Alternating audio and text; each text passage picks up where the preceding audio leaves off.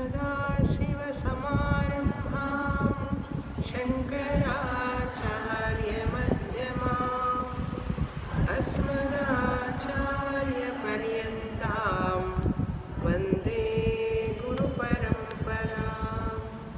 ఓం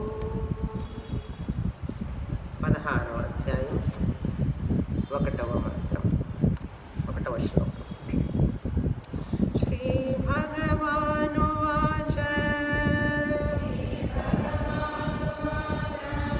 అభయం సత్వసంశుద్ధిః జ్ఞానయోగో వ్యవస్థితిః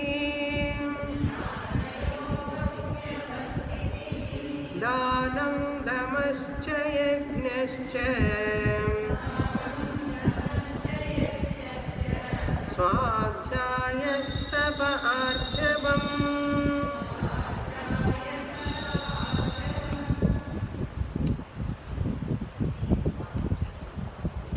దైవాసుర సంపద్ విభాగ యోగః. దైవ అసుర ఈ రెండు పదాలు ఏమిటి అంటే మనం తెలుసుకోవాలి.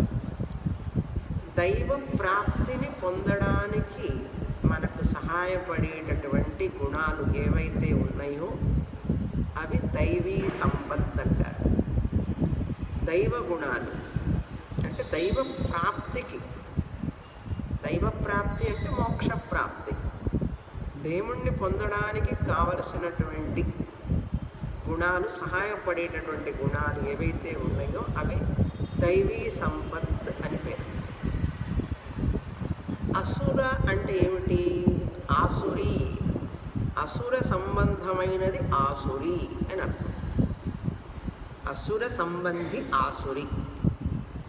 అసుర అంటే ఏమిటి అంటే అసుషు రమంతే ఇది అసుర. అసు అంటే ఇంద్రియాలు, ఇంద్రియ విషయాలు. ఇంద్రియాలకు ఏమిటండి పని? ఇంద్రియ విషయాలను అనుభవించడమే కదా ఇంద్రియాలకు పని. అసుషు ఇంద్రియ విషయములందు రమించడమే జీవన పరమావధిగా ఎవరికి ఉంటుందో వారందరూ కూడా అసురులని పేరండి. మనం ఏమనుకుంటామంటే అసురుడు అనగానే రాక్షసుడు, రాక్షసుడు అనగానే వాడికి పెద్ద కోరలు ఉంటాయి, అసహ్యంగా ఉంటాడు, చూడటానికి వికారంగా ఉంటారు అనుకుంటాం మనం. ఆ అవతారాలు వేరు. అట్లాగే కాకుండా అసురులు అంటే శాస్త్రం ప్రకారం మెటీరియలిస్టిక్ లైఫ్ మాత్రమే ప్రధానంగా భావించి జీవించేవాళ్ళు.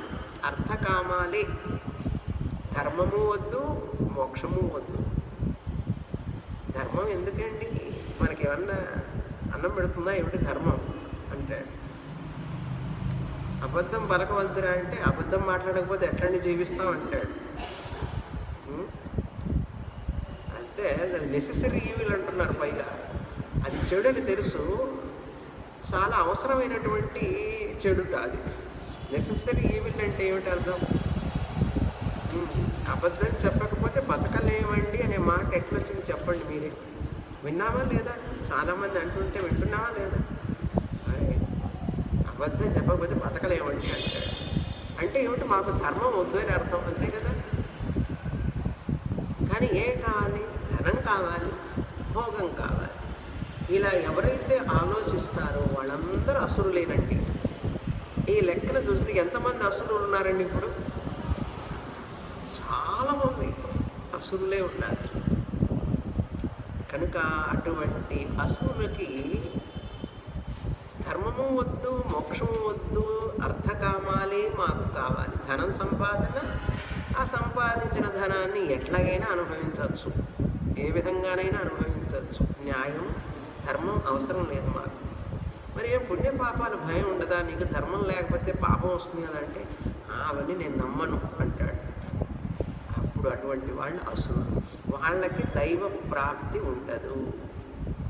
ఏ మనిషి అయినా సరే అధార్మికంగా జీవిస్తే దైవాన్ని పొందలేడు. దైవ అనుగ్రహాన్ని పొందలేడు. ఆ వ్యక్తికి దుఃఖమే తప్ప సుఖం అనేది ఉండదు. సుఖం ఉన్నట్లుగా కనపడుతున్నా కూడా వాడికి లోపల లోపల దుఃఖమే ఉంటుంది. అది మాత్రం పరమ సత్యం అండి. ఎలా అంటావా? అధర్మం ఎప్పుడూ కూడా సుఖాన్ని ఇవ్వదు, ఇవ్వలేదు, ఇవ్వడానికి వీలు కాదు. ఇదండి పరమ సత్యం. ధర్మం ఎప్పటికైనా జయిస్తుంది, ధర్మమే జయిస్తుంది. ధర్మం వలననే మనిషి దైవత్వాన్ని పొందుతాడు. ఇది పరమ సత్యం. నువ్వు ఒప్పుకున్నా ఒప్పుకోకపోయినా, నువ్వు అంగీకరించినా అంగీకరించకపోయినా పరమ సత్యం ఇదే. అది తెలుసుకుంటే నీకు క్షేమం, తెలుసుకోకపోతే బాధపడతావు, దుఃఖపడతావు, నీ జీవితాన్ని దుర్భరం చేసుకుంటావు అని మనకు శాస్త్రం ఒక్కాణిస్తున్నది, మనము చూస్తున్నాం లోకంలో. కనుక మనిషి దైవప్రాప్తి పొందాలంటే అసుర గుణాలను ఉన్నటువంటి వదిలిపెట్టి దైవీ గుణాలని పెంపొందించుకోవాలి. దైవ చింతన. ఎటువంటి దైవీ గుణాలంటే వరుసగా లిస్టు చెప్తున్నారు. 20 దైవీ గుణాలు, మొత్తం 26, 20 కాదు 26. మొదటి శ్లోకంలో 9 గుణాలు చెప్తున్నారు. రెండవ శ్లోకంలో 11 గుణాలు చెప్తున్నారు. మూడవ శ్లోకంలో 6 గుణాలు దైవీ గుణాలు. ఇప్పుడు ఎందుకు చదవాలి ఈ దైవీ గుణాలను అంటే, నీకు శాంతి, సుఖము, ఆనందంతో జీవించాలనుకుంటే ఈ దైవీ గుణాలను పెంచుకోవాలి. నాకు అశాంతి వద్దు, దుఃఖము వద్దు, బాధలు వద్దు అనుకుంటే అసుర గుణాలను వదిలిపెట్టాలి. అసుర గుణాలని గురించి 4వ శ్లోకాన్ని నుంచి చెప్పుకుంటూ పోతున్నారు. ఈ గుణాలు ఉన్నవాడు అసురుడు అంటున్నారు. వాటి తెలుసుకొని ఒకవేళ నాలో ఎక్కడైనా ఉంటే వెంటనే కట్ చేయాలి, కత్తిరించాలి, కలుపు మొక్కలను తీసేసినట్లుగా అలా ప్రయత్నం చేయాలి ప్రతి వ్యక్తి. క్రిందటి వారం చెప్పాను, ఉత్తమ అధికారి, మధ్యమ అధికారి, మంద అధికారి. ఉత్తమ అధికారికి క్లాసులో చెప్పేటప్పుడే విషయం అర్థమైపోతుంది. ఎందుకంటే దైవీ సంపత్తు ఉన్నది కనుక, కర్మయోగం చేసి ఉపాసన యోగం చేశాడు కనుక గురువుగారు చెప్తున్నప్పుడే అత్యంతమైన భక్తి, శ్రద్ధ, సూక్ష్మ బుద్ధి అన్నీ ఉన్నాయి, జ్ఞానం వచ్చేసింది. కానీ అందరూ అట్లా ఉండలేరు కదా. ఉత్తమ అధికారి అయితే అర్థం చేసుకుంటాడు, జీర్ణం చేసుకుంటాడు, జీవితంలో మార్పు తెచ్చుకుంటాడు, ఇంకా దుఃఖపడడు. నేను ఆత్మని, నాకేమిటి దుఃఖం అని తెలుసుకుంటాడు. మధ్యమ అధికారి ఏంటిట, వింటాడు కానీ లోపలికి ఎక్కదు, విన్నదాన్ని జీవితంలోకి అనువదించుకోడు. నువ్వు ఆత్మ దుఃఖం లేదని చెప్తావే గురువు గారు, ఇక్కడ చెప్పులు వేసుకోగానే దుఃఖం దుఃఖం అని చెప్తుంటాం. అంటే ఏమిటి, మధ్యమ అధికారులకి వింటారే కానీ లోపలికి ఎక్కదు, ఎక్కినా కూడా దాన్ని జీవితంలోకి మలుచుకోరు. ఇట్లా ఉంటారు. వాళ్ళకి ఏం చెప్పాం, సాధన నిధిధ్యాసనం, మనన నిధిధ్యాసనం అని చెప్పాం. మళ్ళీ చక్కగా మనన నిధిధ్యాసనాలు చేస్తే అతను ఉత్తమ అధికారి అవుతాడు. అప్పుడు చెప్పినది, ఇంతకుముందు చెప్పిందే మళ్ళీ చదివి, మళ్ళీ విన్నా గురుముఖంగా, మళ్ళీ సీడీ విన్నా, అప్పుడు పనిచేస్తుంది వాడికి. మొదటిసారి పనిచేయదు. మూడో రకం ఏం చెప్పాను, అధమ అధికారి, మంద అధికారికి వినేటప్పుడు ఎక్కదు, లోపలికి ఎక్కినప్పుడు ఇంకేం జీర్ణం చేసుకుంటాడు, ఏం అన్వయించుకుంటాడు జీవితంలోకి. కనుక మంద అధికారికి వాళ్ళకి దైవీ సంపత్తి చాలా అవసరం. వాడు శ్రవణం చేశావు కానీ మనను నిధిధ్యాసం చెప్పినా జరగవు. ఎంత చెప్పినా అహం బ్రహ్మాస్మి అనుకోరా అంటే, సోహం బ్రహ్మ అనుకోమంటే, లేదు లేదు నేను భార్యని, భర్తని, ఫలానా ఆయనకి, ఫలానా ఆవిడకి అంటాడు. ఇంతకాలం క్లాసులో చెప్పిందంతా విని, రామాయణం అంతా విని, రాముల వారికి సీత ఏమవుతుందన్నట్ట.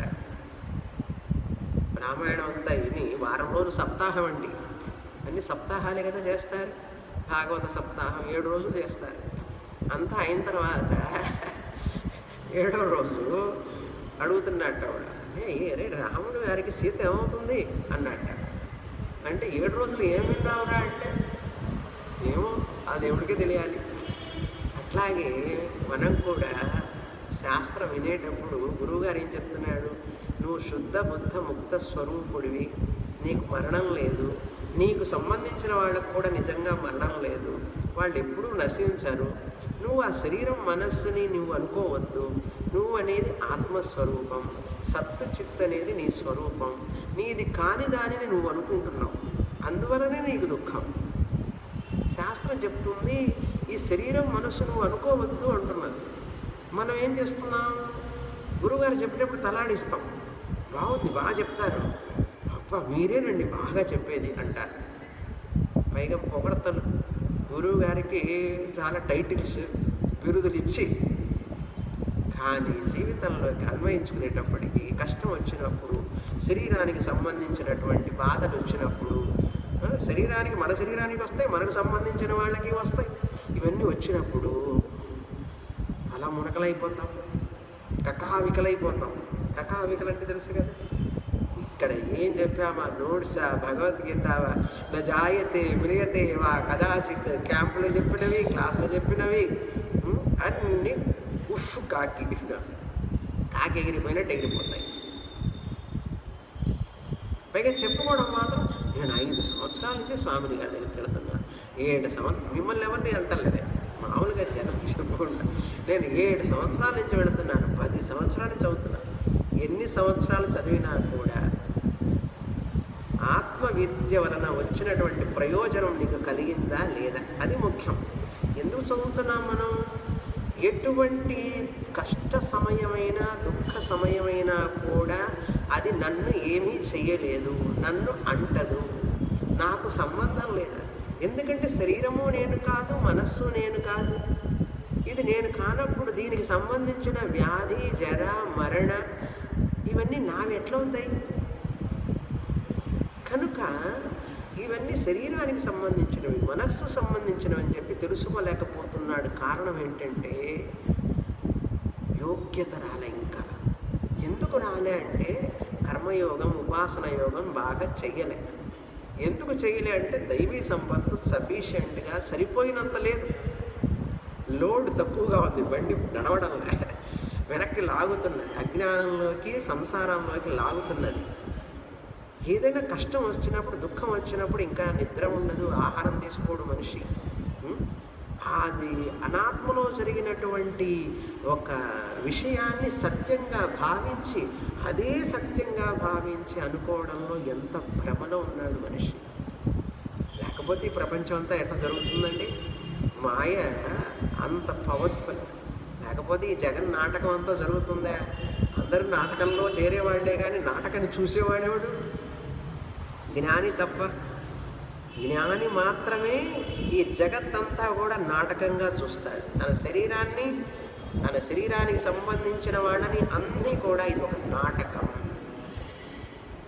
అని చూసేవాడే నిజమైన జ్ఞాని. నాటకంలో పడకూడదు, నాటకాన్ని చూసేవాడిగా ఉండాలి. ఆయన సాక్షి అట్లా ఉండాలి. ఎందుకు ఉండలేకపోతున్నామంటే మనకి దైవీ గుణాలు లోపించినాయి. ఎవరెవరికైతే ఇలా సాక్షిగా చూడలేకపోతారో, శాస్త్రం విన్నవాళ్ళ సంగతి అండి, వినని వాళ్ళకి ఏమీ తెలియదు. విన్న వాళ్ళకి ఇది తెలియకపోవడానికి కారణం ఈ దైవీ సంపత్తులు లేకపోవడం. కనుక ఇప్పుడు ఏం చేయాలి? మన శాస్త్రం వింటున్నాం, దీన్ని మన జీవితంలోకి ఎట్లా అన్వయించుకోవాలి? దుఃఖం లేని స్థితి ఎట్లా ఉండాలి? జనక మహారాజుకు వచ్చి చెప్తున్నట్టు, ఈయన ఏమిటి యాజ్ఞవల్కుల వారికి జనక మహారాజు అంటే ఇంత ప్రేమ ఏమిటి, ఈయన కొంచెం పక్షపాతి అనుకున్నారట. అప్పుడు యాజ్ఞవల్కుల వారి శిష్యులందరికీ, మిగతా శిష్యులందరికీ ఒక పాఠం నేర్పాలని చెప్పి ఆయన కల్పన చేశారు. మిథిలా నగరం అంతా తగలబడిపోతున్నది. ఎవరో వచ్చి వార్త చెప్పారట, మిథిలా నగరం అంతా తగలబడిపోతుంది జనక మహారాజే అన్నారట. ఆయన ఏమన్నారు? జనక మహారాజు పరిగెత్తారా? పరిగెత్తలే. మిథిలా నగరం తగలబడితే నాకేమిటి, నన్నేది దహించదన్నాడు ఆయన. ఒక్క మాట అని కూర్చున్నాడు. అట్లాగే ఈ యొక్క బ్రాహ్మణులతో కూర్చున్నారు చూసే వాళ్ళకి ఏముండదు, పైన ఒక కండువ, కింద ఒక దోవతి, ఇవి ఉన్న వాళ్ళే పరిగెత్తుకుంటూ పోయినారు. ఏమైపోతాయో ఏమైపోతాయో, ఏమీ లేదు వాళ్ళకి, ఆస్తులు పాస్తులు లేవు, అయినా పరిగెత్తుకుంటూ పోయినారు.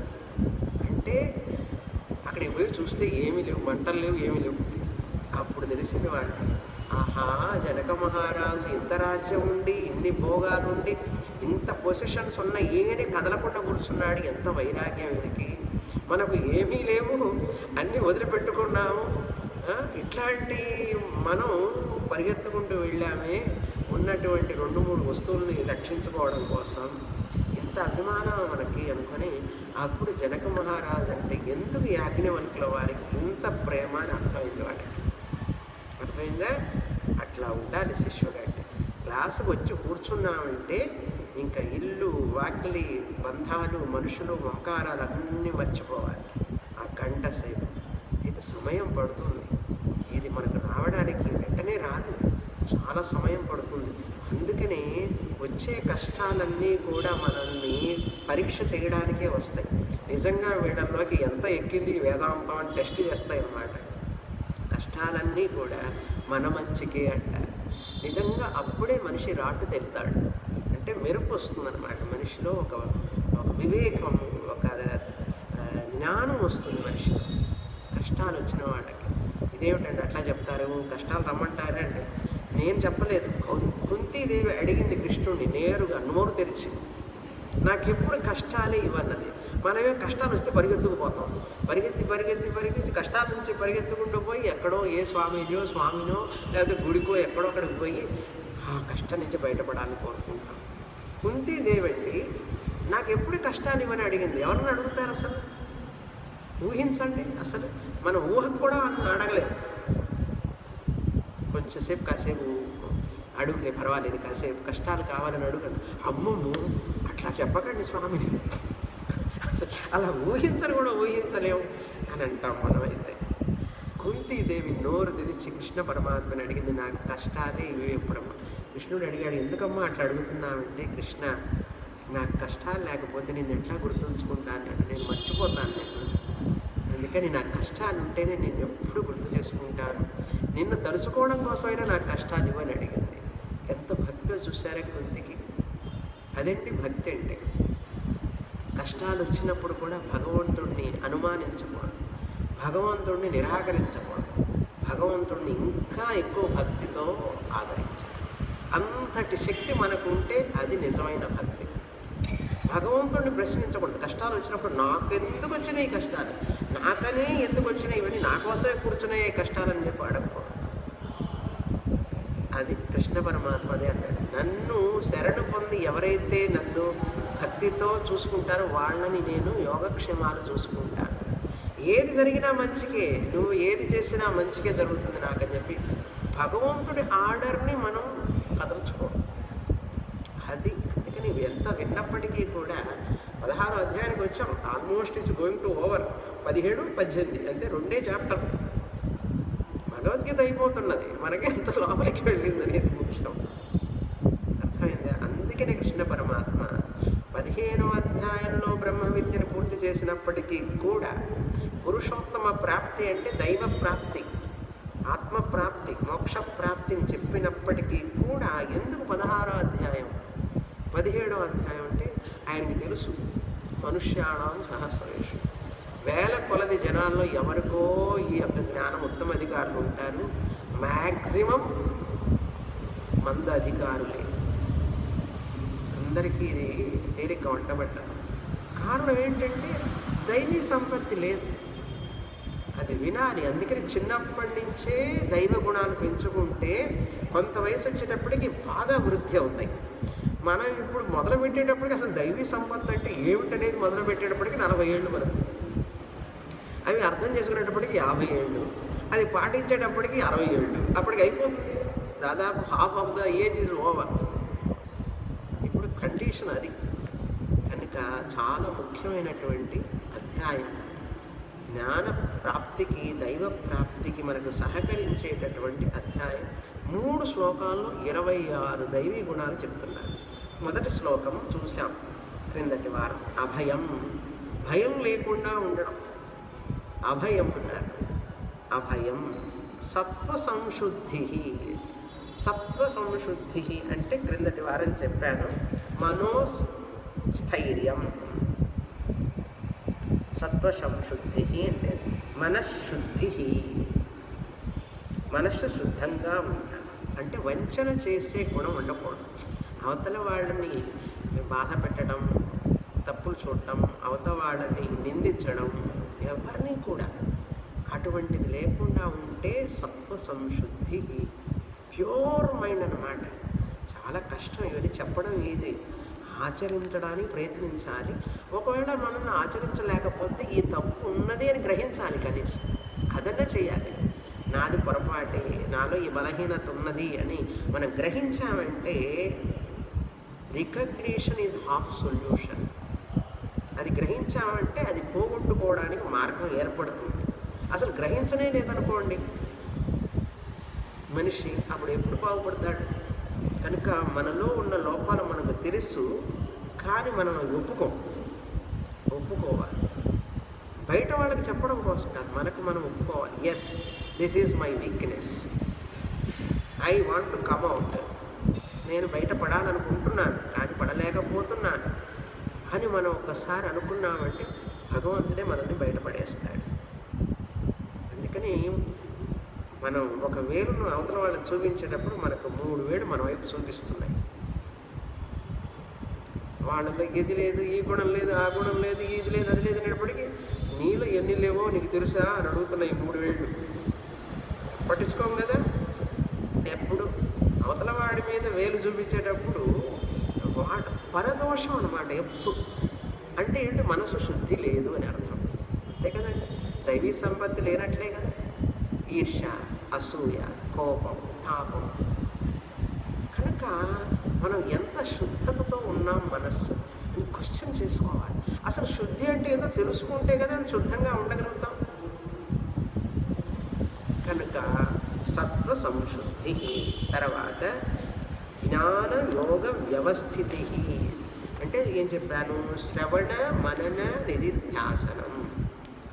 జ్ఞానయోగ అంటే శ్రవణం, వ్యవస్థితి అంటే దాంట్లోనే పట్టుదలగా ఉండడం. క్లాసుకి వెళ్ళాలి, వినాలి అనేటువంటి పట్టుదల ఉండాలి మనిషికి. ఒక మంచి విషయాన్ని తెలుసుకోవాలి అనేటువంటి పట్టుదల ఉండాలి. టైం పడుతుంది, దానికి చాలా కాలం పడుతుంది, వెంటనే ఏది రాదు. ఒక తల్లి ప్రసవించాలంటే బిడ్డని 10 నెలలు పడుతుంది. బాధగా ఉంది, కష్టంగా ఉంది, మొయ్యలేనని చెప్పి అంటే బిడ్డ ఎదగదు లోపల. ఎంత బాధ భరిస్తున్నది తల్లి. కనుక 10 నెలలు ఆగాలి. అట్లాగే ఒకటి నేర్చుకోవాలన్నా, చెయ్యాలన్నా, అనుసరించాలన్నా టైం పడుతుంది. ఓర్చుకోవాలి మనిషి, ఓర్పు కావాలి మనిషికి. ఎలా వస్తుందంటే వ్యవస్థితి అన్నాడు. ఈ శ్రవణం చేయగా పట్టుదలతో, కమిట్మెంట్ అంటారు. వ్యవస్థితి అంటే ఏంటి? అందులోనే కమిట్మెంట్గా ఉండాలి. మా పదాలు చెప్పేటప్పుడు, వినేటప్పుడు వాటిని మనసులోకి అట్లా ఎక్కించుకోవాలి లోపలికి శ్రద్ధతో. అది తర్వాత దానం అన్నాం. దానం కూడా చేయాలి. నీకున్నటువంటి ఏదైతే ఉన్నదో, ధనం కావచ్చు, విద్య కావచ్చు, ఏదైనా సరే, వస్తు దానం, అన్ని దానాలు గొప్పవే. చేయడం నేర్చుకో. అలా దాన గుణాన్ని పెంచుకో, ఇవ్వడం నేర్చుకో. తీసుకోవడం తగ్గించుకో, ఇవ్వడం నేర్చుకో అన్నారు. అలా చేయగా నీలో ఒక దైవీ సంపత్తి ఏర్పడుతుంది. అందుకని పిసినారి ఇవ్వని వాడికి ఎవ్వడికి ఇవ్వడు. చూడండి, ఎంగిలి చేతితో కూడా చెయ్యిని రాల్చడన్నాడు, కాకిని విదిలించట. అట్లాంటి పిసినారితనం ఉంటుంది కొంతమందికి. వాళ్ళు ఎప్పుడు దానమే చేయరు. కొంతమంది దానం చేస్తుంటారు. కనుక దాన గుణం అనేది దైవీ సంపత్తి. దానం చేయకపోవడం అనేది ఆసురీ సంపత్తి. తృప్తి లేనివాడు దానం చేయడు, తృప్తి ఉన్నవాడు దానం చేస్తాడు. 100 రూపాయలు ఉంటే 10 రూపాయలు ఇవ్వు, దానం చెయ్యి. 1000 రూపాయలు ఉంటే 100 రూపాయలు ఇవ్వు. అట్లా దానం చేయడం. కనీసం నువ్వు తినకుండా ఏం దానం చేయమని లేదు, ఎక్స్ట్రా ఉన్నదాన్ని దానం చేయాలి. అది దానం అనేది దైవీ గుణం. అది పెంచుకుంటే నీకు దైవ ప్రాప్తి కలుగుతుంది. అందుకని మన వాళ్ళు అడుగుతారు, దానం చేసేయండి. ప్రతి ఒక్క పూజలో, యజ్ఞంలో, వ్రతాల్లో, నోముల్లో చేసేటప్పుడు దానం చేయండి అంటారు. అకేషన్స్ అప్పుడు, పండగలప్పుడు, బర్త్డే అప్పుడు దానం చేయమంటారు. అప్పుడు చేసి మానుకుంటాం. ఇంకంతే. కొంతమంది అది కూడా చేయరు. దానం అనేది దైవీ గుణం. తర్వాత దమః, ఇంద్రియాలను నిగ్రహించడం కూడా దైవీ సంపత్తి. చూసినదల్లా కొనకూడదు, చూసినదల్లా తినకూడదు, చూసినదల్లా కోరుకోకూడదు. ఒక నిగ్రహం ఉండాలి మనిషికి. ఏది అవసరం, నాకు ఏది అవసరం లేదు అనే నిగ్రహం ఉండాలి. లేకపోతే దైవీ సంపత్తు లేదు అని అర్థం. ఈ లెక్కన చూస్తే ఇప్పుడు ఎంతమందికి దైవీ సంపత్తు ఉందండి చూడండి లోకంలో. ఇప్పుడు చూసేదంతా ఏమిటంటే ఇంద్రియ నిగ్రహం ఉంటే నువ్వు పనికిరావు, లేకుండా ఉంటే గొప్ప. ఇష్టమైన తిను, ఇష్టమైనట్లు మాట్లాడు, స్వేచ్ఛ అన్నమాట. వాక్కు స్వేచ్ఛ ఉంది కదని చెప్పి ఇష్టం వచ్చినట్టు మాట్లాడతాడు. వాక్కు నిగ్రహం లేదు మనిషికి. స్వేచ్ఛ ఉన్నది కదా అని చెప్పి ఇష్టం వచ్చినట్లుగా మాట్లాడకూడదు కదా. కొంతమంది మాట్లాడతారు, ఎందుకంటే ఇది డెమోక్రసీ కదా, నాకు మాట్లాడే స్వేచ్ఛ లేదా అని అంటుంటారు. స్వేచ్ఛ ఉన్నది కదా, నాకు ఇష్టమైన వస్త్రం కట్టుకోకూడదా, నాకు స్వేచ్ఛ లేదా అంటాడు. నాకు ఇష్టమైనటువంటి స్మోకింగ్ చేయకూడదా, నాకు స్వేచ్ఛ లేదా అంటాడు. ఇదే స్వేచ్ఛ అంటే. దేవాలయానికి వెళ్ళేటప్పుడు ఏం డ్రెస్ వేసుకోవాలో కూడా తెలియదంటే ఇష్టమైన డ్రెస్ వేసుకుంటారంటే అది స్వేచ్ఛ అవుతుందా? ధూమపానం చేయకూడదు, హానికరం అన్నప్పుడు అది తాగకుండా ఉండడం స్వేచ్ఛ కోల్పోవడం అవుతుందా? ఇష్టం వచ్చినట్టుగా స్మోక్ చేస్తే స్వేచ్ఛ అనుకుంటాడు మనిషి. ఫ్రీడమ్, అదేం ఫ్రీడమ్? నువ్వు ఫస్ట్ ఫ్రీడమ్ అనుకుని తాగుతావు స్మోకింగ్, తర్వాత నీకు తెలియకుండానే అది నిన్ను లాగుతుంది దాని వైపు, నువ్వు బానిస అవుతావు తర్వాత. అది స్వేచ్ఛ బానిసత్వమా? జనం సొసైటీలో తాగుడు, స్మోకింగ్ ఇవన్నీ కూడా మాకు స్వేచ్ఛ అండి, స్వేచ్ఛ ఉన్నది అంటాడు. స్వేచ్ఛ ఉన్నదని చెప్పి నువ్వు అలవాటు చేసుకుంటున్నావు. ఇప్పుడు రేపు వాటికి బానిస అయిపోయినప్పుడు ఆ నీ స్వేచ్ఛ పోయింది. ఎందుకంటే నేను తాగకూడదు అనుకునే స్థితిలో లేవు నువ్వు. ఒక వ్యక్తి స్మోకింగ్ చేయడం నా స్వేచ్ఛ, ఐ హ్యావ్ ఫ్రీడమ్ అన్నాడు, స్మోక్ మొదలుపెట్టాడు. తాగుతూ స్మోకింగ్ చేస్తున్నప్పుడు ఏమవుతుంది? ఈరోజు స్మోక్ చెయ్యను అనే స్వేచ్ఛ ఉన్నదా లేదా నీకు? ఇక్కడ ఇంట్లో పిల్లలు ఉన్నారు, చిన్న పిల్లలు ఉన్నారు, ఇంట్లో ఉన్నాం, చెయ్యకూడదు ఈరోజు అనే స్వేచ్ఛ ఉన్నదా లేదా నీకు? ఫ్రీడమ్ ఉందా లేదా? Not to take smoking, smoke చేయకూడదు అనేటటువంటి స్వేచ్ఛ ఉన్నదా లేదా నీకు? కానీ పోగొట్టుకున్నావు అది. ఎందుకంటే స్మోకింగ్ లాగుతున్నది నీ అటువైపు. చూసారా? ఏ చెడు అలవాటైనా అంతే. ఏది తిన్నా స్వేచ్ఛ, ఎట్లా కట్టుకున్నా స్వేచ్ఛ. అసభ్యకరమైన దుస్తులు వేసుకుంటే స్వేచ్ఛ అనుకున్నావు, కానీ బానిస అయిపోతున్నావు. ప్రతి అలవాటు అంతే. చెడు అలవాటు ఎప్పుడు కూడా దురలవాటు అంటారు. ఏదైనా అలవాటు అతిగా చేస్తే అది దురలవాటు అవుతుంది. అందుకని అతి సర్వత్ర వర్జయేత్ అన్నారు మనవాడు. ఎందుకంటే ఇంద్రియాలు అటువంటివంటి మనిషిని అట్లా లాగేస్తాయి. అది మనిషి పతనమైపోతాడు త్వరగా. అంత తేలిక కాదు ఇంద్రియాలని నిగ్రహించడం అంటే. అందుకని దైవ సహాయం ఉండాలి ఎప్పుడు. దైవ సహాయం లేకపోతే మనిషి తట్టుకోలేడు. దమః, తర్వాత యజ్ఞ, పంచమహాయజ్ఞాలు చేయటం. దేవయజ్ఞం, ఋషియజ్ఞం, భూతయజ్ఞం, మనుష్యయజ్ఞం, ఇవన్నీ కూడా చెయ్యడం. తర్వాత స్వాధ్యాయ అని చూసాం, అంటే శాస్త్రాన్ని పారాయణం చేయటం. జ్ఞానయోగ అంటే అర్థాన్ని తెలుసుకోవడం అని చెప్పాను క్రిందటి వారం. ఇక్కడ స్వాధ్యాయ అంటే ఏం చెప్పాను? పారాయణం చేయడం. డైలీ పారాయణం చేయాలి. అసలు మనిషికి దిగులు పడి బాధపడడానికి టైం లేదండి నిజంగా. చదివే వాళ్ళకి, సాధన చేసే వాళ్ళకి, భగవంతుని ఆరాధించే వాళ్ళకి దిగులు పడటానికి టైం ఎక్కడుంది? రోజు పారాయణం చేస్తామండి. భగవద్గీత పారాయణం, విష్ణు సహస్రనామ పారాయణం, పూజ, అనుష్ఠానం, తర్వాత మన పనులు ఉన్నాయి. దిగులు పట్టడానికి టైం ఎక్కడుంది చెప్పండి? ఇవి నిత్య కృత్యాలు, భగవంతుడు చేయవలసినవి. ఇవన్నీ బాధగా ఉంది చెప్పి ఆనందనకుండా ఉంటున్నామా? ఒక రోజు ఉంటావు, 2 రోజులు ఉంటావు, 3వ రోజు తింటున్నావా లేదా? ఏవైనా సరే ఎన్ని బాధలు ఉన్నా కూడా ఆహారం ఎంత అవసరమో ఈ పంచమహాయజ్ఞాలు కూడా అంత అవసరం. దానికోసం ఈ స్వాధ్యాయం, పారాయణం అనేది కూడా అవసరం. ఏదో కంఠాపాఠం చేయడం కోసం కాదు, ఇవి పుణ్యాన్ని ఇస్తాయి మనకు. స్వాధ్యాయం అనేది పుణ్యాన్ని ఇస్తుంది. నువ్వు చేయలేకపోయినా వయసు వచ్చేసింది, పళ్ళన్నీ పోయినాయండి, ఇప్పుడు నేనేం చాంటింగ్ చేయలేనంటే కనీసం పెట్టుకొని విను. ఎవరైనా చాంట్ చేస్తూ ఉంటే నీకు అంతా నిష్ట వచ్చేసింది, జ్ఞానం వచ్చిందంటే ఏమీ అక్కర్లేదు అసలు. ఇవన్నీ లేనివాడి కదా మనం చెప్తున్నాం. అందుకని పారాయణం చాలా అవసరం. మొదట్లో పారాయణం అవసరం. శాస్త్రానికి నువ్వు అంకితం కానంత వరకు నీకు పారాయణం అవసరం. శాస్త్రానికి పూర్తిగా అంకితం అయిపోయిన వాళ్ళకి పారాయణం అక్కర్లేదు. ఎందుకంటే వాళ్ళ మనస్సులో శాస్త్రమే ఉంటుంది, ఎప్పుడు గురువాక్యం ఉంటుంది, వాళ్ళకి పారాయణం అక్కర్లేదు. ఇప్పుడు మనం చెప్పేదంతా మధ్యమ అధికారులు కూడా కాదు, మంద అధికారులకి. అర్థమైందా? మనం చదివేంత మంద అధికారుల కోసం. కానీ అన్ఫార్చునేట్లీ అక్కడ మనల్ని చూసుకుంటాం, అట్లాంటి స్థితిలో ఉంటాం మనం. చూడండి, కనుక నేను ఏ స్థితిలో ఉన్నానా అని చెప్పేటటువంటి 3 శ్లోకాలు. అర్థమైంది? అర్థం లాంటిది అనమాట. అందుకే భయం అందరికీ భగవద్గీత చదవడానికి. ఎందుకంటే మన వీక్నెస్లని బయట పెడుతున్నారు కదా. అన్నీ కాకపోయినా కొన్ని ఉంటాయి, కొన్ని కాకపోయినా 2-3 ఉంటే చాలదండి. పాలల్లో ఎన్ని విష బిందువులు వేయాలి చెడిపోవడానికి, విషం కావడానికి? అయ్యి పాలు తాగు ఒక్క విషం బిందు మాత్రం వేశాను అన్నట్ట. మనిషి అవుట్ అవ్వడానికి ఎన్ని విష బిందువులు కావాలి? అందుకని చాలామంది చెప్పుకుంటారు గొప్పగా, నాకు అసలు ఏ అలవాటు లేదండి, ఒక్క తమలపాకు తప్ప, తమలపాకు కాదు, పాకు ఒక్కడి తప్ప. అది చెప్పుకుంటాడు గొప్పగా. పైగా నాకే అలవాటు లేదండి, రోజుకు ఒక సిగరెట్ మాత్రం అంటాడు. నాకు ఏ అలవాటు లేదండి, కాఫీ లేక మాత్రమే ఉండలేనండి అన్నాడు. ఏదో ఒక ఎడిక్షన్ మనిషికి. కొంతమందికి సినిమా చూడకపోతే పిచ్చెక్కుతుంది, కొంతమందికి సీరియల్ చూడకపోతే పిచ్చెక్కుతుంది, కొంతమందికి పేపర్ చదవకపోతే పిచ్చెక్కుతుంది, కొంతమందికి స్మోక్ చేయకపోతే పిచ్చెక్కుతుంది.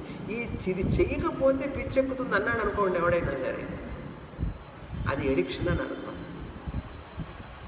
అందుకని అశుభ వాసనలన్నింటినీ కూడా శుభవాసనలతో నెట్టేసాయి. శుభవాసనలన్నీ కూడా జ్ఞానంతో నెట్టేసాయి. నెట్టేయి అంటే పుష్ అవుట్. మనకు చెడు వాసనలన్నీ పోవడానికి, చెడు అలవాట్లు, చెడు ఆలోచనలు, చెడు తలపులు ఇవన్నీ పోవడానికి మంచి తలపులను పెంచుకో, అవి పోతాయి.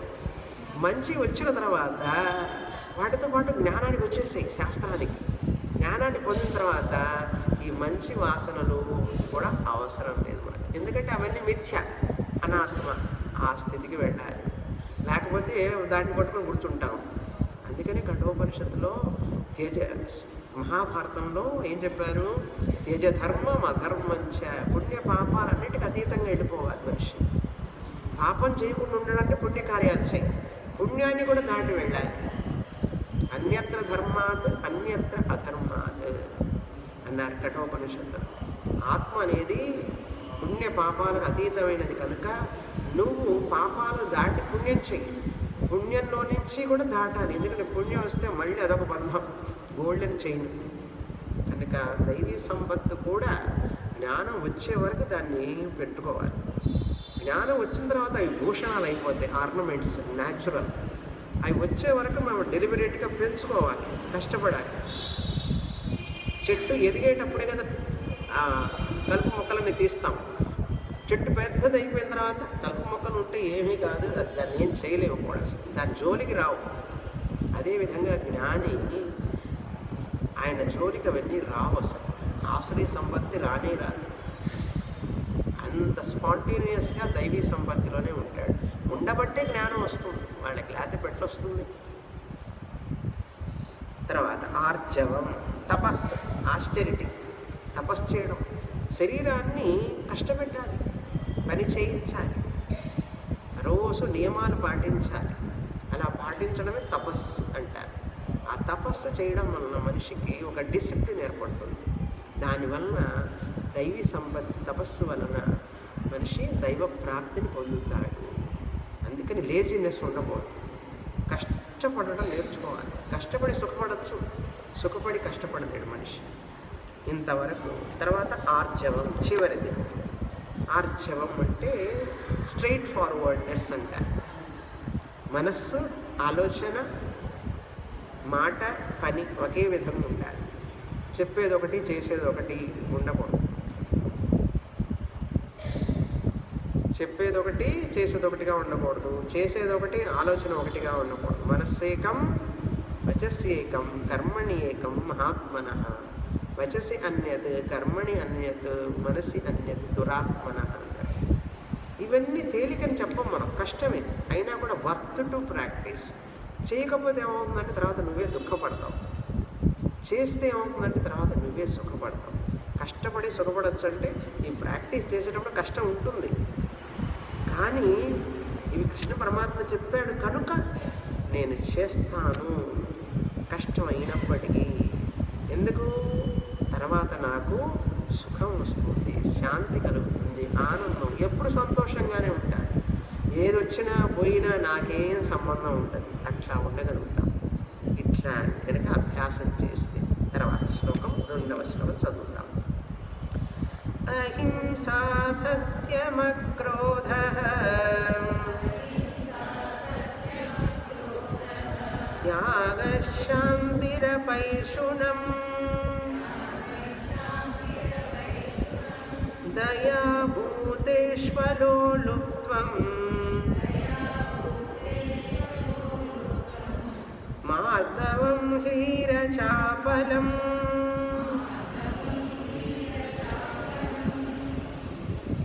ఆర్జవం వరకు 9 అయినాయి. 10వ దైవీ సంపత్తు 2వ శ్లోకం నుంచి మొదలవుతుంది. 11 చెప్తారు ఇక్కడ. అహింస. అహింస అనేది అక్కడ కూడా చూసాం 13వ అధ్యాయంలో కూడా. అహింస అనేటువంటిది మనకు తెలిసిన విషయమే. అష్టాంగ యోగంలో కూడా చూసాం అహింస అంటే ఏమిటి అని.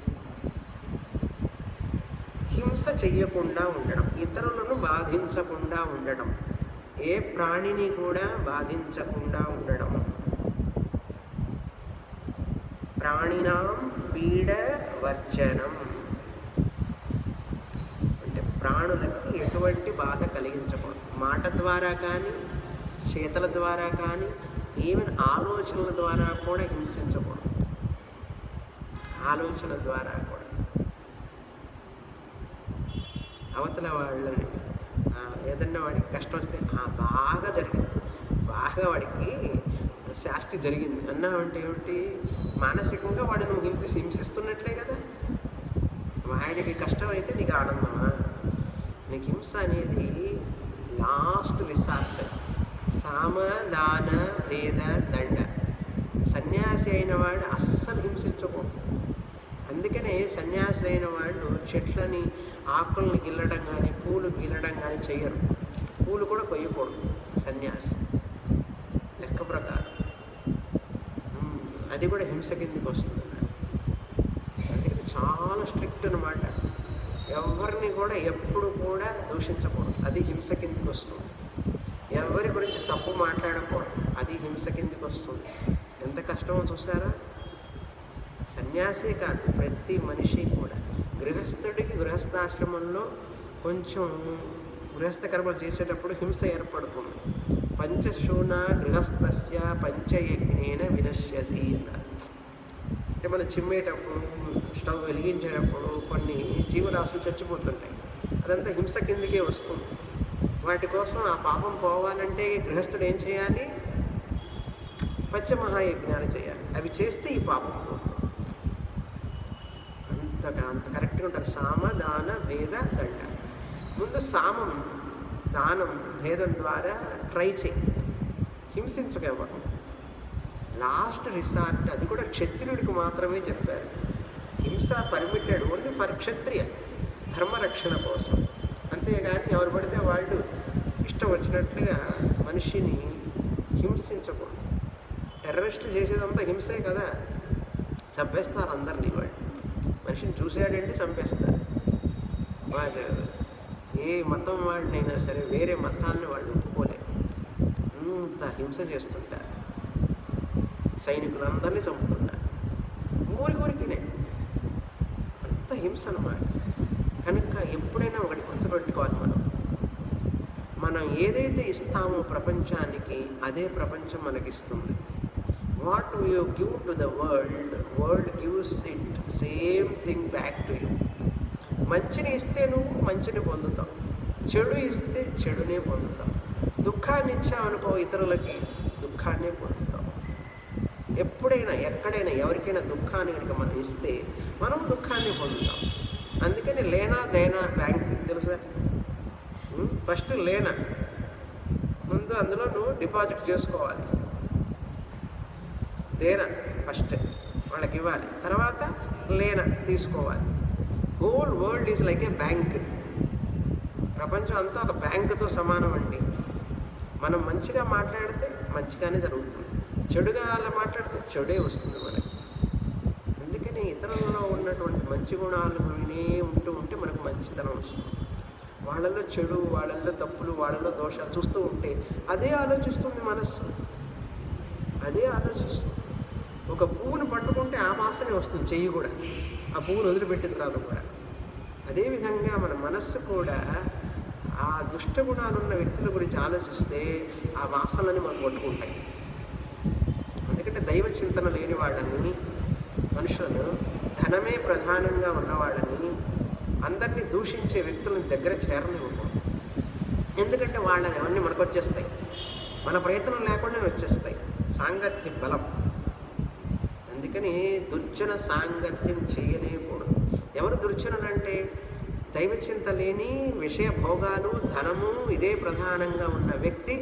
అవతల వాళ్ళని ఎవరైనా నిందిస్తున్న వ్యక్తితో మనం ఎక్కువసేపు మాట్లాడకూడదు, వాళ్ళతో స్నేహం చేయకూడదు. వాళ్ళని వాళ్ళు మన యొక్క ఆధ్యాత్మిక ఉన్నతికి శత్రువు, ప్రతిబంధకం.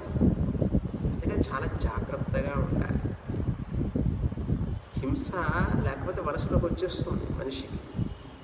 ఇది సహజంగా ఉంటుంది మనిషిలోని. దాని నుంచి బయటపడటం అదొక ఆనందం మనస్సుకి.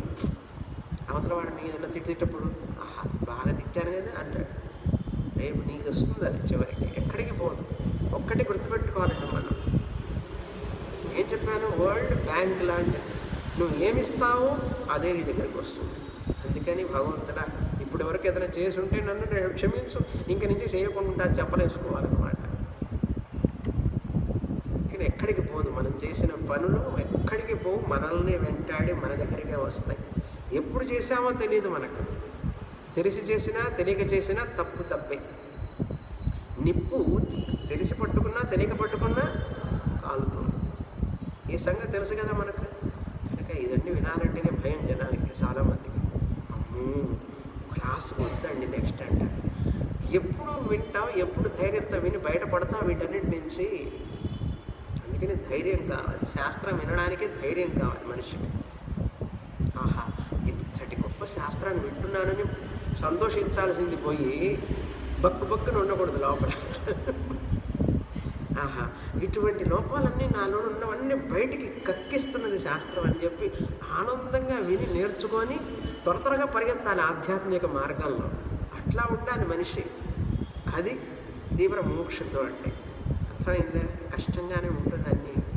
కానీ ఏం చేయాలట? అహింస. హింసించవాలి ఎవ్వరిని. మనస వాచ కర్మణ. ఏదన్నా చేసి ఉంటే, హింసించి ఉంటే ప్రాయశ్చిత్తం చెయ్యి. 108 సార్లు జపం చెయ్యి రోజు. శ్రీరామ శ్రీరామ శ్రీరామ శ్రీరామ ప్రాయశ్చిత్తం చెయ్యి. చేస్తే ఆ భగవంతుడు క్షమిస్తాడు చేసిన తప్పుకి. దాని వల్ల ఫలం మన దగ్గరికి రాకూడదు. లేకపోతే మనసులోనే జపించు నామాన్ని. అట్లా చెయ్యాలి. తర్వాత సత్యం. సత్యం అంటే అబద్ధం చెప్పకుండా ఉండడం. తెలుసు కదా మనకు.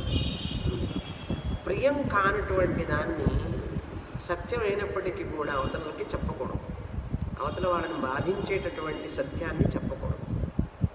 అందుకని సత్యం బ్రూయాత్ ప్రియం బ్రూయాత్. దీన్ని యథాభూతార్థ వచనం. ఉన్నది ఉన్నట్లుగా చెప్పు. ఎప్పుడు అది వాళ్ళకి బాధించకుండా ఉంటేనే చెప్పు. చూసింది చూసినట్లుగా చెప్పు, కానీ చూసింది తెలుసుకున్న దాన్ని వేరే మార్చి చెప్పొద్దు. నీ సొంత సాహిత్యంతో చెప్పవాకు. చూసింది చూసినట్లుగా చెప్పు చెప్పదలుచుకుంటే. విన్నది విన్నట్లుగా చెప్పు చెప్పదలుచుకుంటే. అది వాళ్ళకి బాధ కలిగించదంటేనే చెప్పాలి, లేకపోతే చెప్పకూడదు. అర్థమైందా? అది సత్యం అంటే. అక్కడ అన్ని సత్యాలు చెప్పాల్సిన అవసరం లేదు. ఎక్కువ మాట్లాడుతూ ఉంటే అబద్ధాలు వస్తాయి. అందుకే తక్కువగా మాట్లాడు. అనృత వర్జనం ఏవ సత్యం. అనృతాన్ని చెప్పకుండా ఉండడమే సత్యం. సత్యమునే పలుకుము అంటే ఏమిటి? అక్కడ నువ్వు చాలా నల్లగా ఉన్నావు అంటావా? అది సత్యం అయినప్పటికీ అలా అంటే వాళ్ళకి ఇష్టం ఉండదు కదా. నువ్వు ఏంటి చాలా పొట్టిగా ఉన్నావు అంటే ఇష్టం ఉండదు వాళ్ళకి. పొట్టి అయినా కూడా పొట్టి వాళ్ళని పొట్టి అనకూడదు, వాళ్ళ కోపం వస్తుంది. అందుకని కొన్ని సత్యాలు అయినప్పటికీ కూడా చెప్పకూడదు, అప్రియమైనటువంటి. అక్కడ సత్యమునే పలుకు అని అంటే అబద్ధం చెప్పవాకు అని అర్థం. ఒకవేళ చెప్పాల్సిన పరిస్థితి ఏర్పడితే అక్కడి నుంచి తొందరగా వెళ్ళిపో. అక్కడ ఉన్నానంటే కక్కుతాను చాలా సత్యం, అందరూ అబద్ధం చెప్పాల్సి వస్తుంది అని చెప్పి అనుకుంటాడు, అక్కడి నుంచి వెళ్ళిపో. చాలా కష్టం. సత్యమేవ జయతే నానృతం అని ముండకోపనిషత్తులో చెప్పబడింది కదా. కానీ కొంచెం కొంచెంగా పాటించడం నేర్చుకొని వాటిలోని జీవించాలి మనిషి. అంటే మోక్షం అంటే ఏంటి? సామాన్యం కాదు. ఈ గుణాలు ఉన్నాయనుకోండి, టక్కున వచ్చేస్తుంది మోక్షం. నాకు వద్దన్నా వస్తుంది అది. ఇప్పుడు మనం రమ్మన్నా రావటం లేదంటే ఈ కారణం ఏమిటో అర్థమైందా? ఎక్కడో ఒక లోపం ఏదో విధంగా. తర్వాత సత్యం అయిపోయింది. అక్రోధ. అక్రోధ అంటే వచ్చిన కోపాన్ని ఉపశమింపజేసుకోవడం. ప్రాప్తస్య ఉపశమనం. ప్రాప్తస్య క్రోధస్య ఉపశమనం. కోపం వచ్చేసింది, కోపం వచ్చింది కదా అని చెప్పి అరవ పెద్ద పెద్దగా ఉపశమనం చేసు. కోపం వచ్చేసింది, బయటికి రాబోతున్నది, లోపల వచ్చేసింది నాకు తెలుసు, కానీ దాన్ని శాంతపరచు. నిప్పు ఉన్నది, భగభగ మండుతుంది, ఏం చేస్తావు? నీడు చల్ల అంతే. పాలు పొంగుతున్నాయి, ఏం చేయాలి? నీడు చల్లుతాం. అట్లాగే కోపం మీద కాస్త నీడు చల్లు, ఉపశమనం. ఏం చదవాలి అప్పుడు? అది ఏ శ్లోకం చదవాలి? తన కోపమే తన శత్రువు, తన శాంతమే తనకు రక్ష. చాలు. అవన్నీ తర్వాత మిగతా. తన కోపమే తన శత్రువు. వద్దు, నాకు ఈ కోపం నాకు శత్రువు లాంటిది కనుక శాంతమే నన్ను రక్షిస్తుంది అని అప్పుడు గుర్తు రావాలి. మిగతా టైంలో అంతా గుర్తొచ్చి సరిగ్గా కోపం వచ్చినప్పుడు మాత్రం మర్చిపోయినాం అనుకోండి, ఇంకంతే సంగతి. అప్పుడు రావాలి కోపం. ఈగో ఎక్కువ ఉంటే, గర్వం ఉన్న వాళ్ళకి కోపం తొందరగా వస్తుంది. ఇండివిజువాలిటీ. కోపం రావడంలో మనిషి ఏం ప్రయత్నం చేయడం, తనకు తెలియకుండానే వచ్చేస్తుంది. వచ్చిన కోపాన్ని ఉపశమింపజేయడం అక్రోధ. తర్వాత త్యాగ. త్యాగ అంటే సన్యాస. పూర్వం దానం అని చెప్పారు, అక్కడ ఇవ్వడమే. త్యాగ అన్నప్పుడు ఇవ్వడమే కనుక అక్కడేంటి? దానం అంటే ధనము ఇట్లాంటివి ఇవ్వడం. ఇక్కడ త్యాగ అంటే అక్కడ దానం అని చెప్పడం వలన ఇక్కడ సన్యాస అని చెప్పాలి. రినౌన్సియేషన్. కర్మఫల త్యాగ. కర్మఫలాన్ని వదిలిపెట్టడమే నిజమైన త్యాగం. అక్కడ దానం అంటే ధనాన్ని ఇవ్వడం, విద్యనివ్వడం, వస్త్రాన్ని ఇవ్వడం దానం. ఇక్కడ త్యాగం అంటే కర్మఫలం. నేను చేసినటువంటి ఏ ఫలాన్నైనా సరే ఆ పుణ్యాన్ని దానం చేసేయాలి, వదిలిపెట్టాలి. నాకు వద్దు, ఈ పుణ్యఫలం కూడా వద్దు, కర్మఫలం కూడా వద్దు. నేను చేసిన పూజా ఫలం అంతా ఏమైపోయిందన్నారు. ఎందుకు పూజాఫలం? అది ఉన్నది అంటే మళ్ళీ బంధ జన్మ అన్నారు. అయ్యో, పుణ్యం కూడా వదిలిపెట్టమంటారు ఏమిటండి స్వామి? నేను చెప్పలే, శాస్త్రం చెప్తున్నది. త్యాగే నైకే అమృతత్వమానశు. త్యాగం వల్లనే మోక్షం వస్తుంది అన్నారు. మనం రెడీగా ఉన్నామా మన కర్మఫలాన్ని వదిలిపెట్టడానికి? నేను ఎంత చేశాను మా పిల్లలకి, కనుక నాకు వాళ్ళు తిరిగి జాగ్రత్తగా చూసుకోవాలి నన్ను అంటామా లేదా? అంటే కర్మఫలాన్ని ఆశిస్తున్నామా లేదా? పిల్లల్ని పెంచడం మన కర్తవ్యం, చేశాం. కర్మఫలం ఏమిటి? పిల్లలు మనల్ని చూసుకోవాలి. ఎట్లా చూసుకోవాలి? జాగ్రత్తగా చూసుకోవాలి. కర్మఫలాన్ని ఆశిస్తున్నామా లేదా? అట్లా ఉంటే మోక్షం రాదు. నా కర్తవ్యం చేశానే కానీ కర్మఫలాన్ని ఆశించి చేయలేదు. వచ్చినా కూడా నేను కావాలని కోరుకోను, దాని మీద నాకు ఆశ లేదు, దృష్టి లేదు. అది త్యాగం అంటే, అది సన్యాసం అంటే. పేరు కూడా, పేరు, గొప్పతనం, కీర్తి కూడా కోరుకోకూడదు. అలా ఉంటే నిజమైన త్యాగ. కష్టమా కాదా చూడండి, ఎంత కష్టం. ఇప్పుడు ఈ గుణం ఉంటే ఏమొస్తుంది? దైవ ప్రాప్తి, మోక్ష ప్రాప్తి, జ్ఞాన ప్రాప్తి. ఎందుకు రావడం లేదు అర్థమైందా ఇప్పుడు? ఈ త్యాగ గుణం లేకపోవడం వల్ల. ఎందుకు లేదు? తెలియలేదు. కర్మఫలాన్ని వదిలిపెట్టాలని తెలియలేదు. ఎందుకంటే ఆశ వాటి మీద, కర్మఫలం మీద ఆశ మనకి. నేను చేసినన్నీ అందరూ గ్రహించాలి, అందరూ ఫలాన్ని ఇవ్వాలి. ఎందుకు ఇవ్వాలి? నేను చేశాను కనుక. భర్త నేను చేసిన సేవలన్నింటి గ్రహించి ఆయన నాకు సహాయం చేయాలి, పిల్లలు చేయాలి, భార్య చేయాలి, భర్త చేయాలి, భార్య. ఇలా ఎదురు చూసుకుంటూ ఉంటారు. ఇదే పన్నెండు మనుషులకి. నువ్వు నాకేం ఇచ్చావు? మీ ఇంటికి వస్తే నాకేం పెడతావు, మా ఇంటికి వస్తే నాకేం తెస్తావు అంటుంటారు కదా. మీ ఇంటికి వస్తే నాకేం పెడతావు, మా ఇంటికి వస్తే నాకేం తెస్తావు. మనిషి ఆశ అనేటువంటిది సహజం. దాంట్లో నుంచి బయటపడకపోతే మనిషికి దుఃఖమే తప్ప సంతోషం. కనుక త్యాగ. తర్వాత శాంతి. శాంతి అంటే సమత్వం. ఈ అక్రోధంలో కూడా ఒక 3 మెట్లు ఉన్నాయి, అవి తెలుసుకోవాలి. ఈ క్రోధం వచ్చినప్పుడు దాన్ని ఉపశమనం చేయాలంటే ఏం చేయాలి అంటే సమత్వాన్ని పెంచుకోవాలి. ఈక్వానిమస్ మైండ్, సమంగా ఉండాలి. ఆ క్రోధం వచ్చినప్పుడు బ్యాలెన్స్గా ఉండడం నేర్చుకోవాలి కాసేపు. రెండవది ఏంటంటే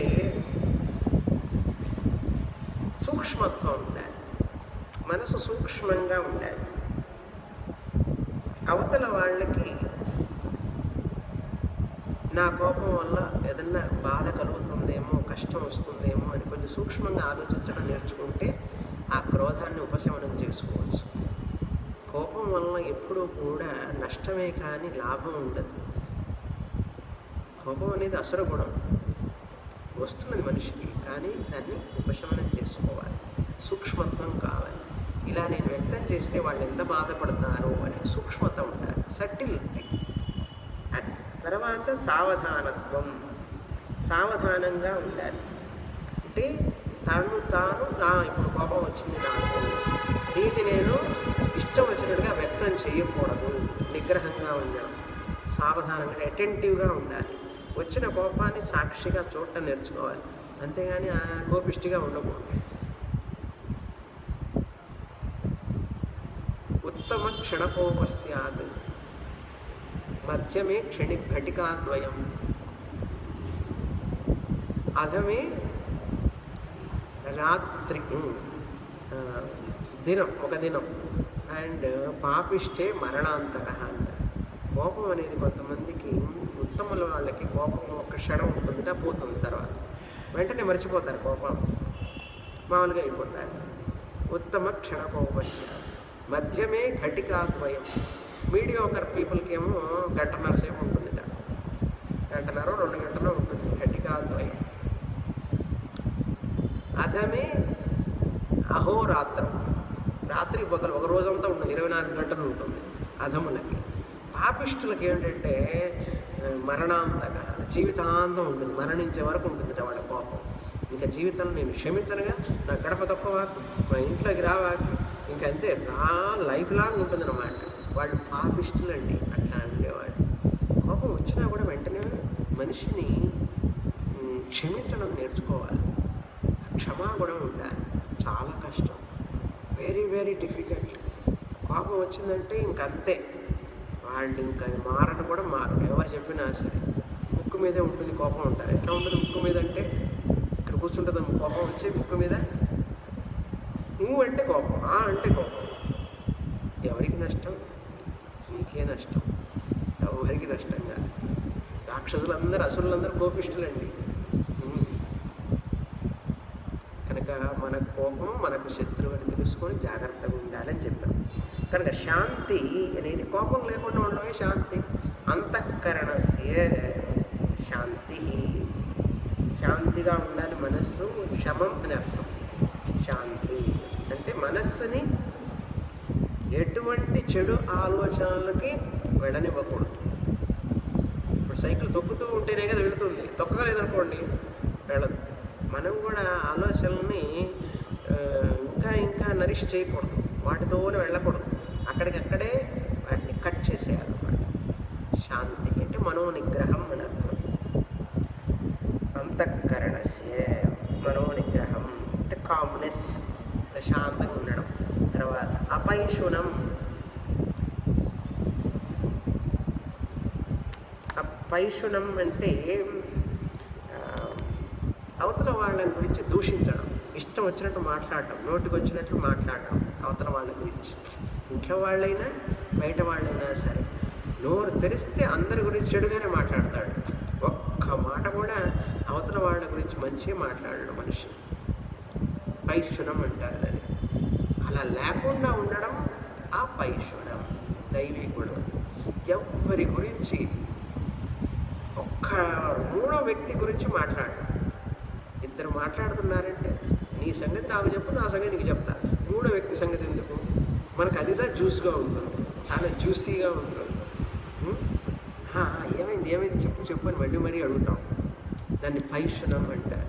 అవతల వాళ్ళ గురించి మాట్లాడి ఏదో ఒక వాళ్ళలో మంచి గుణాలున్నా కూడా దాన్ని బయటికి చెప్పకుండా ఇక్కడ ఏదైనా వీక్నెస్ ఉంటే అది మాత్రం పట్టి చెప్తాం.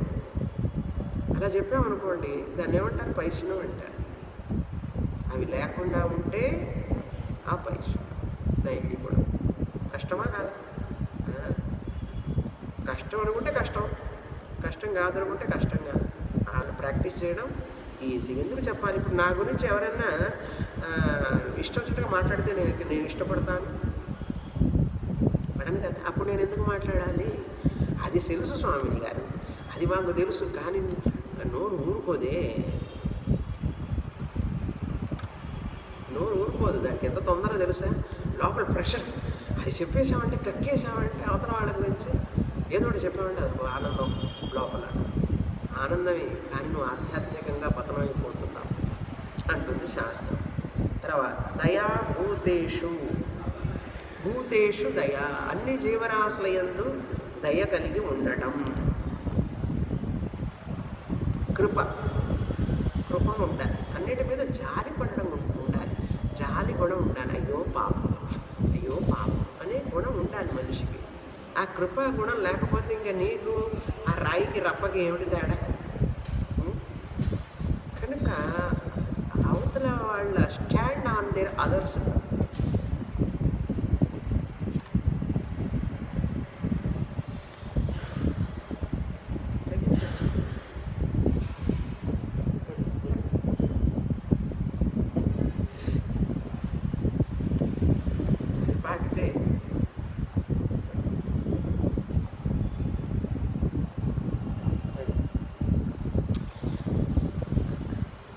భూతేషు దయా కృప. దుఃఖితేషు అంటే దుఃఖపడేవాడిని చూసి కృప ఉండాలి, దయ కలగాలి మనిషికి. అంటే ఏ జీవరాశుల మీదైనా సరే, మనుషుల మీదనే కాదు, జీవరాశుల మీద కూడా దయ కలిగి ఉండాలి. తర్వాత అలోలుప్త్వం. ఎటువంటి దానికి టెంప్ట్ అవ్వకూడదు. లోలుప్తం అంటే ఇంద్రియ విషయాల వెనుక పరిగెత్తకూడదు. వెంటనే చూడంగానే కొనేసేయడం, చూడంగానే తినాలనిపించడం, ఏదైనా సరే అది కావాలని కోరుకోవడం, దాని లోలుప్త్వం అంటారు. ఇంద్రియాణం విషయ సన్నిధౌ అవిక్రియా దమః. ఇది ఒక దమ లాంటిది, ఇంద్రియ నిగ్రహం అంటారు దీన్ని కూడా. అలోలుప్తం అంటే ఇంద్రియాలు ఆ విషయాలు మన ముందు ఉన్నప్పటికీ కూడా వాటి మీద మోహం ఉండకూడదు మనకు. అవి గ్రేప్స్ ఆర్ సవర్ అంటారు. అందరి ద్రాక్ష పళ్ళు పుల్లన, అట్లా కాదు. అందినా సరే అవి పుల్లనే మనకు. ఆ విషయాలు, భోగాలు, ఇంద్రియ భోగాలు అవన్నీ మొదట సుఖాన్ని ఇచ్చినట్టు ఇస్తాయి, తర్వాత మనల్ని దుఃఖంలో పడేస్తాయి. కనుక వాటిని వదిలిపెట్టడం. తర్వాత మిగతావి వచ్చే వారం చూస్తాం. పూర్ణమద పూర్ణమిదం పూర్ణాత్ పూర్ణముదచ్యతే పూర్ణస్య పూర్ణమాదాయ పూర్ణమేవావశిష్యతే. ఓం శాంతి శాంతి శాంతి. హరి ఓం. శ్రీ గురుభ్యో నమః. హరి